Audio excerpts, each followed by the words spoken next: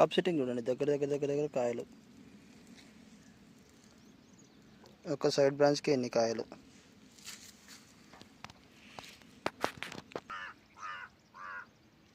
చూడండి, ఆకులు అడ్డం ఉన్నాయి, చూపించడానికి వీలు కాదు.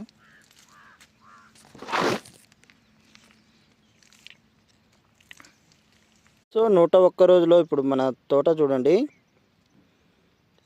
పండు ఎలా ఉందండి, రెడ్గా ఉందా.